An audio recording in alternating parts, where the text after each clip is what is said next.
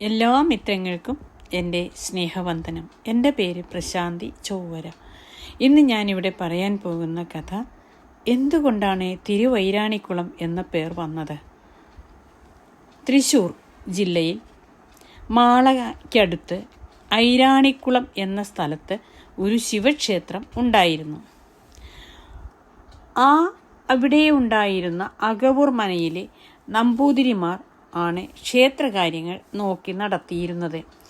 എന്തോ കാരണവശാൽ ഭരണാധികാരികളും ക്ഷേത്രാധികാരികളും തമ്മിൽ സൗന്ദര്യപ്പിണക്കം ഉണ്ടാവുകയും അതിൽ നീരസം തോന്നി അകവൂർ മനയിലെ ഒരു ശാഖ ആലുവ ജില്ലയിലെ ശ്രീമൂലനഗരത്തിൽ വെള്ളാരപ്പള്ളിയിൽ താമസമാക്കുകയും ചെയ്തു. എങ്കിലും ശ്രീ മഹാദേവനെ നിത്യവും കാണാതെ തിരുമേനി വിഷണ്ണനായി. അങ്ങനെയിരിക്കെ അവിടെ തന്നെ സേവകനായി കഴിഞ്ഞിരുന്ന ചാത്തൻ എന്ന സിദ്ധൻ, അതായത് പറയിപ്പെറ്റ പന്തിരകുലത്തിലെ അഞ്ചാമൻ, തിരുമേനിയുടെ സങ്കടത്തിൻ്റെ കാരണം ചോദിച്ചു മനസ്സിലാക്കി.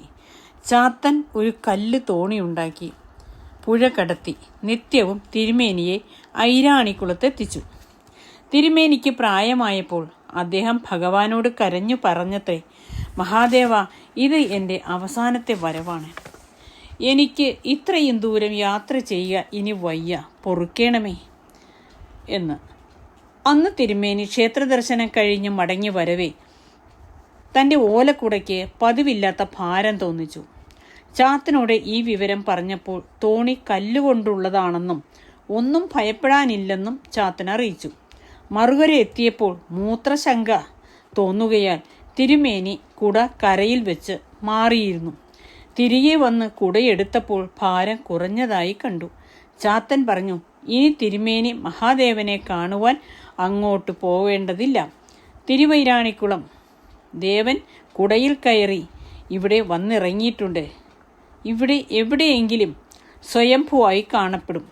അവിടെ പ്രതിഷ്ഠ നടത്തി ഇവിടെ തന്നെ പൂജ തുടരാം എന്ന് പറഞ്ഞുകൊണ്ട് ആ കൽത്തോണി കമഴ്ത്തി പുഴയിലേക്ക് തന്നെ ഇട്ടത്രേ.